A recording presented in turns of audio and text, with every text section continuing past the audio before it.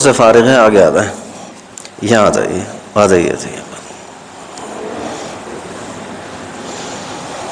ادھر آ جائیے۔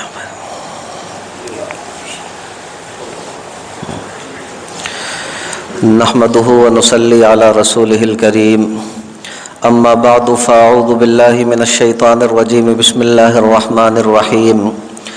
والحافظین فروجہم والحافظات والذاکرین اللہ کثیرا والذاکرات اعد اللہ لہم مغفرہ واجرا عظیما۔ آمنت باللہ صدق اللہ مولانا العظیم وصدق رسولہ النبی الکریم ونحن علی ذلک من الشاہدین والشاکرین والحمد للہ رب العالمین۔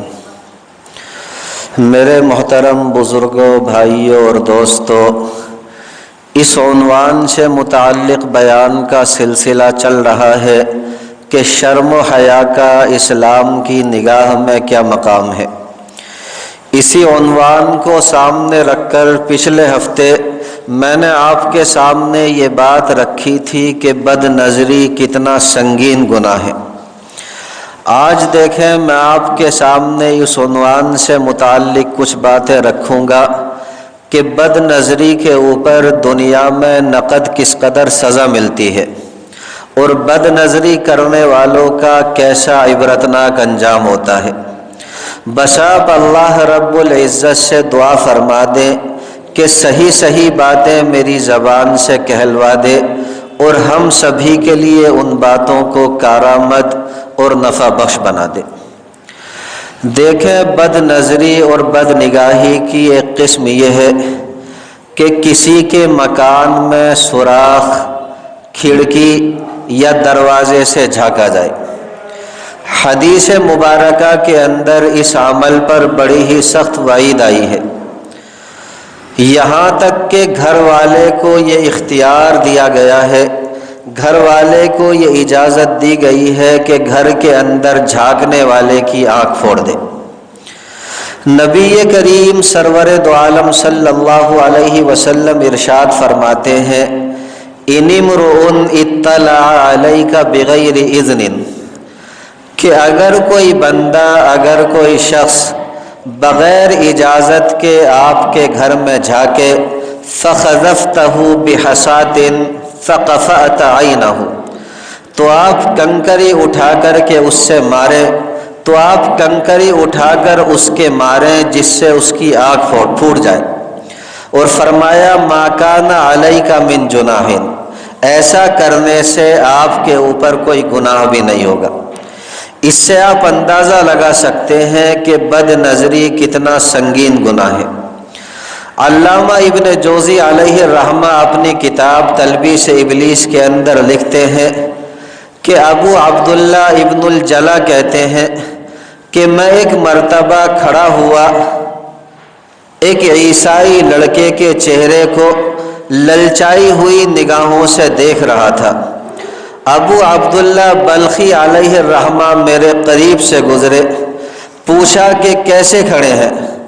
میں نے کہا کہ اے چچا جان، آپ اس خوبصورت چہرے کو دیکھ رہے ہیں، آپ اس خوبصورت لڑکے کو دیکھ رہے ہیں، اسے کیوں جہنم کی آگ کے اندر ڈالا جائے گا؟ کہتے ہیں کہ ابو عبداللہ بلخی علیہ الرحمہ نے اپنے دونوں ہاتھ میرے اس طرح مارے، اس کے بعد فرمانے لگے کہ تمہیں اس بد نظری کا نتیجہ ملے گا، یعنی تم اس بد نظری اور بد نگاہی کا پھل ضرور پاؤ گے، اگرچہ کچھ مدت کے بعد ملے۔ ابو عبداللہ ابن الجلا کہتے ہیں کہ میں نے 40 سال بعد بد نظری کی یہ نحوست دیکھی کہ قرآن کریم مجھے یاد نہیں رہا، یعنی میں قرآن کریم بھول گیا۔ اسی طرح دیکھیں، ابو الادیان کہتے ہیں کہ میں اپنے استاذ ابو بکر دقاق کے ساتھ راستے میں جا رہا تھا، ایک نوعمر لڑکے کے چہرے پر میری نگاہ پڑی، میں اسے للچائی ہوئی نگاہوں سے دیکھنے لگا۔ میرے استاذ نے فوراً بھاپ لیا اور میرے استاذ نے یہ فرمایا کہ تم اس بد نظری کا پھل ضرور پاؤ گے اگرچہ کچھ مدت گزر جائے۔ کہتے ہیں کہ کچھ عرصہ گزرا تھا میں قرآن مقدس بھول گئے۔ یعنی بد نظری کی دنیا کے اندر نقد میرے پیارے بھائیوں یہ سزا ملتی ہے کہ انسان قرآن مقدس بھول جاتا ہے، اللہ رب العزت کا سب سے محبوب کلام بھول جاتا ہے، اللہ رب العزت کی سب سے پیاری کتاب بھول جاتا ہے۔ اس لیے ہمیں چاہیے کہ اس فعل بد سے، اس عمل بد سے خود بھی بچیں اور اپنے بھائیوں کو بھی بچانے کی کوشش کریں۔ اللہ رب العزت ہر مومن کی اس سے حفاظت فرما دے۔ اسی طرح دیکھیں بد نظری کی ایک قسم ان برہنہ تصاویر کا دیکھنا ہے جو میرے پیارے بھائیوں کتابوں یا اخباروں کی زینت بنتی ہیں، یا جنسی مضامین پر مشتمل جو رسالے ہوتے ہیں ان کے سرے ورق پر جو تصاویر چھپتی ہیں، اسی طرح فلموں، اسی طرح سیریل، اسی طرح ڈراموں کے اندر کام کرنے والی جو عورتیں ہوتی ہیں ان کی تصاویر کا دیکھنا بھی میرے پیارے بھائیوں اسی کے اندر شامل۔ اسی طرح راستہ چلتے ہوئے دیواروں پر جو پوسٹر لگے ہوتے ہیں ان پوسٹروں کے اندر جو تصاویر ہوتی ہیں غیر محرم عورتوں کی، ان تصاویر کا دیکھنا بھی میرے پیارے بھائیوں اسی کے اندر شامل۔ اسی طرح آپ نے میرے عزیز بھائیوں دیکھا ہوگا کہ کسی لڑکے کو کوئی لڑکی پسند آ گئی، وہ اس کی تصویر لے لیتا ہے، اپنے موبائل کے اندر محفوظ کر لیتا ہے اور تنہائی کے اندر گھنٹوں بیٹھ کر اسے للچائی ہوئی نگاہوں سے دیکھتا ہے۔ اسی طرح کسی لڑکی کو کوئی لڑکا پسند آ گیا، اس نے کہیں سے اس کی تصویر لے لی، اب گھنٹوں تنہائیوں کے اندر بیٹھ کر کے اس کی تصویر کو دیکھتی ہے۔ یہ میرے پیارے بھائیوں سب کا سب حرام۔ اسی طرح آپ نے دیکھا ہوگا کہ بیاہ شادی کے موقع پر ہم لوگ اکٹھے تصاویر کھنچا لیتے ہیں، بنوا لیتے ہیں، ان کے اندر غیر محرم لڑکے بھی ہوتے ہیں، لڑکیاں بھی ہوتی ہیں، پھر تنہائیوں میں بیٹھ کر ان تصاویر کو دیکھا کرتے ہیں۔ یاد رکھیں میرے عزیز بھائیوں یہ سب کے سب حرام۔ بلکہ میرا ایک جملہ یاد رکھیں کہ تصاویر کا دیکھنا زندہ آدمی کے دیکھنے سے زیادہ خطرناک ہے، اس لیے کہ راہ چلتی کسی غیر محرم لڑکی کے خد و خال کو آپ اتنی باریک بینی کے ساتھ نہیں دیکھ سکتے جتنا کہ ایک تصویر کے اندر اس کے خد و خال کو باریک بینی کے ساتھ دیکھ سکتے۔ اس لیے کہتا ہوں کہ ان تصاویر سے زیادہ احتیاط برتنے کی ضرورت ہے۔ اللہ رب العزت ہم سمیت تمام مسلمانوں کی حفاظت فرما لے۔ بھائی یہاں آگے آ جائے، ادھر ہی جگہ آ جائے، آپ بھی آ جائے ادھر۔ اسی طرح دیکھیں بعض جاہل قسم کے لوگ یہ کہا کرتے ہیں کہ جی مولانا ہم خوبصورت لڑکوں کو، خوبصورت شکلوں کو، خوبصورت چہروں کو اس وجہ سے دیکھتے ہیں تاکہ اللہ رب العزت کی عظمت کا مشاہدہ کریں۔ یاد رکھیں میرے پیارے بھائیوں یہ بھی محض ایک دھوکہ ہے، یا پھر آپ کہہ سکتے ہیں کہ محض ایک شیطانی چال ہے۔ دیکھیں اللہ رب العزت نے کتنی جائز اور حلال چیزیں ایسی بنائی ہیں جو اللہ رب العزت کی قدرت کا شاہکار ہے۔ آپ میرے پیارے بھائیوں پھولوں کے رنگ برنگ کے ڈیزائن کو دیکھیں، آپ پھولوں کی نزاکت کے اوپر غور کریں، آپ میرے پیارے بھائیوں پھولوں کی خوشبو سونگھ کر کے دیکھیں کہ اس کی خوشبو دل و دماغ کو کیسے معطر کر دیتی ہے۔ آپ میرے پیارے بھائیوں پھلوں کی بناوٹ کو دیکھیں، آپ پھلوں کی شیرینی، اسی طرح پھلوں کی مٹھاس کے اوپر غور کریں۔ اللہ رب العزت کا قرآن ہم سے کہتا ہے انظروا الی ثمرہ اذا اثمر، کہ تم پھلوں کو دیکھو پھلوں کو دیکھو جب وہ اپنے اوپر پھل لے آتا ہے، جب پھلوں کا جو درخت ہے وہ اپنے اوپر پھلوں کو لے آتا ہے۔ آپ میرے پیارے بھائیوں دریاؤں کو دیکھیں، آپ آبشاروں کو دیکھیں، آپ میرے پیارے بھائیوں مرغزاروں کو دیکھیں۔ دیکھیں زمین کی وسعتیں، آسمان کی بلندیاں ہم تمام انسانوں کو اپنے اوپر غور کرنے کی دعوتیں دے رہی ہیں۔ اللہ رب العزت قرآن مقدس کے اندر ارشاد فرماتے ہیں افلا ينظرون الى الابل کیف خلقت، کہ کیا وہ اونٹ کو نہیں دیکھتے اللہ رب العزت نے اونٹ کو کیسے پیدا فرمایا، اور فرمایا وَإِلَى السَّمَاءِ كَيْفَ رُفِعَتْ، اور کیا وہ آسمانوں کو نہیں دیکھتے اللہ جل جلالہ نے آسمانوں کو کیسے بلند کیا ہے، وَإِلَى الْجِبَالِ كَيْفَ نُصِبَتْ، اور کیا وہ پہاڑوں کو نہیں دیکھتے اللہ رب العزت نے پہاڑوں کو کیسے گاڑ دیا ہے، اللہ رب العزت نے پہاڑوں کو کیسے جمع دیا ہے، وَإِلَى الْأَرْضِ كَيْفَ سُطِحَتْ، اور کیا وہ زمین کو نہیں دیکھتے اللہ رب العزت نے زمین کو کیسے پھیلا دیا۔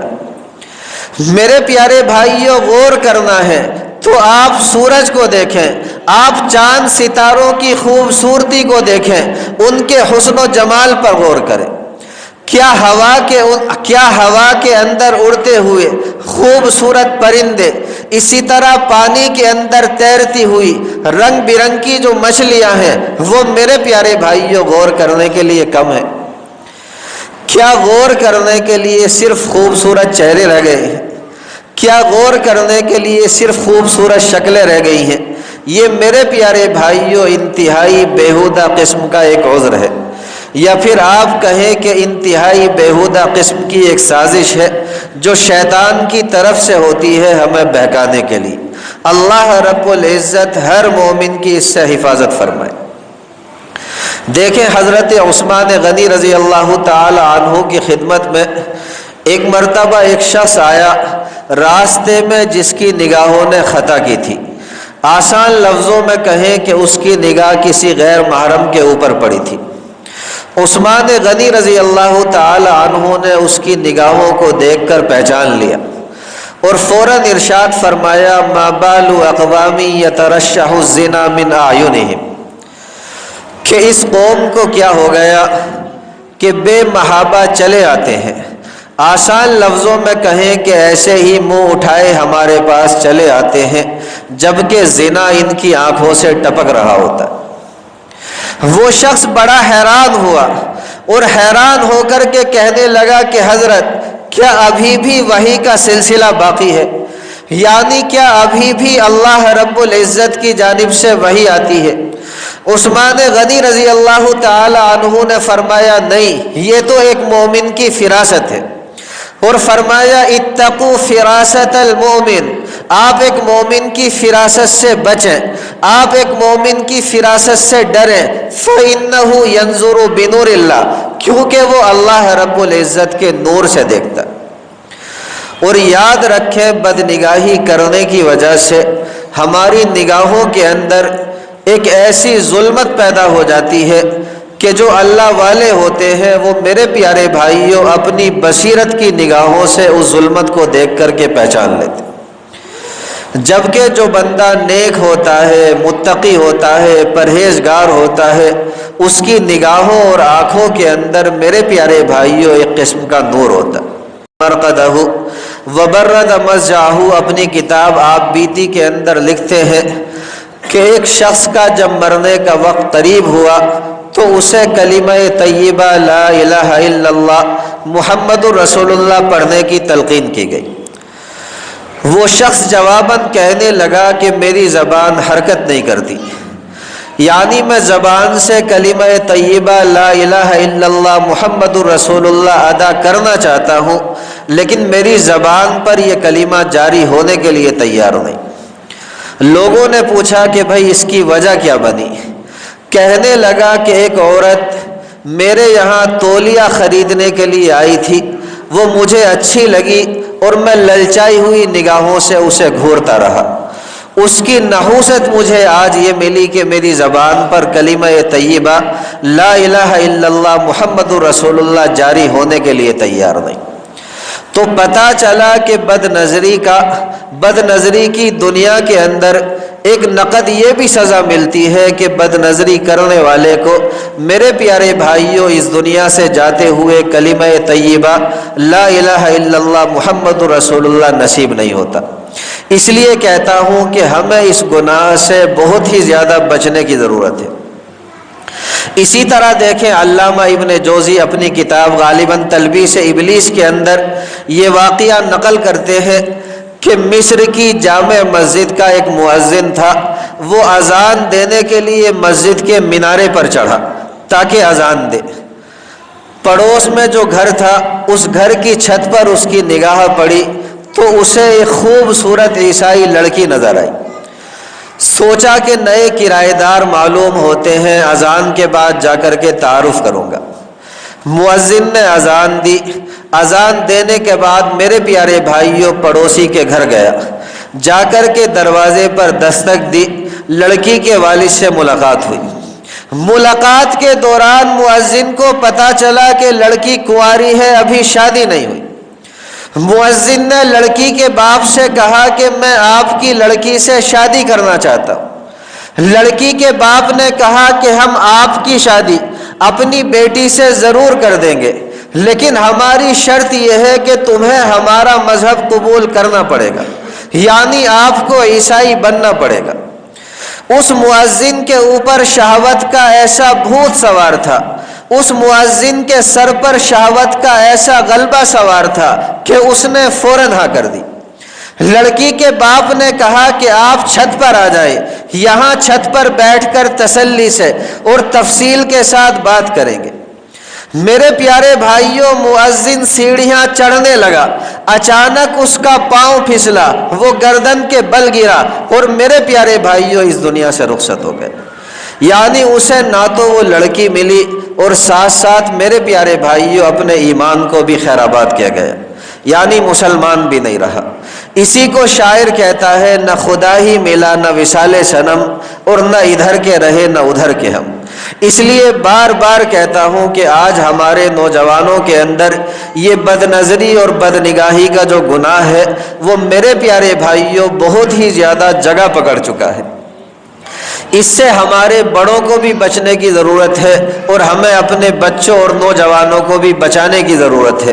اللہ رب العزت ہم سب کی حفاظت فرمائے۔ دیکھیں اللہ جل جلالہ قرآن مقدس کے اندر ارشاد فرماتے ہیں یعلم خائنۃ الاعین وما تخفی الصدور۔ اللہ رب العزت تمہاری آنکھوں کی خیانت کو بھی جانتے ہیں اور تمہارے دلوں کے اندر جو راز ہیں ان رازوں کو بھی جانتے ہیں۔ یہاں دیکھیں اس آیت کریمہ کے اندر بد نظری کے بارے میں یہ تو بتایا گیا کہ بد نظری ایک گناہ ہے، لیکن یہ نہیں بتایا گیا کہ بد نظری کے اوپر انسان کو سزا کیا ملے گی۔ علماء کرام نے لکھا ہے کہ اس کے اندر راز یہ ہے کہ انسان جو ہے وہ دو طرح کے ہوتے، لوگ جو ہے وہ دو طرح کے ہوتے۔ دیکھیں ایک تو لوگوں کی قسم وہ ہے جو بالکل بے حس ہوتے ہیں، یعنی ان کے اندر احساس نام کی کوئی چیز نہیں ہوتی، جن کو ہم کہتے ہیں کہ یہ لاتوں کے بھوت ہیں، باتوں سے نہیں مانیں گے۔ ان کو سمجھانے کے لیے تو لاتوں اور گھوسوں کی ضرورت پڑتی ہے۔ ایسے لوگوں کو اس آیت مبارکہ کے اندر ڈرایا گیا ہے، ایسے لوگوں کو اس آیت مبارکہ کے اندر دھمکایا گیا ہے کہ اللہ رب العزت تمہاری آنکھوں کی خیانت تک کو جانتے ہیں، یعنی تم جو چھپ چھپ کر غیر محرموں کو اپنی نگاہوں سے دیکھتے ہو، اللہ رب العزت تمہاری آنکھوں کی ان خیانتوں کو جانتے ہیں اور اللہ رب العزت تمہیں اس پر سخت سے سخت سزا بھی دیں گے۔ اسی کو شاعر کہتا ہے کہ چوریاں آنکھوں کی اور سینوں کے راز، جانتا ہے سب کو تو اے بے نیاز، جانتا ہے سب کو تو اے بے نیاز۔ اور میرے پیارے بھائیوں دوسری قسم لوگوں کی وہ ہے جو حساس قسم کے لوگ ہوتے ہیں، یعنی جن کے اندر احساس ہوتا ہے۔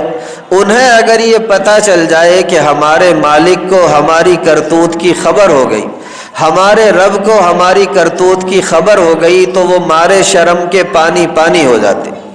ایسے لوگوں کو اس آیت مبارکہ کے اندر میرے پیارے بھائیوں شرم دلائی گئی ہے، اور ان کے لیے بس اتنا ہی کافی ہے۔ ایسے لوگ اتنی ہی بات کی وجہ سے میرے پیارے بھائیوں اپنی حرکتوں سے باز آ جاتے ہیں۔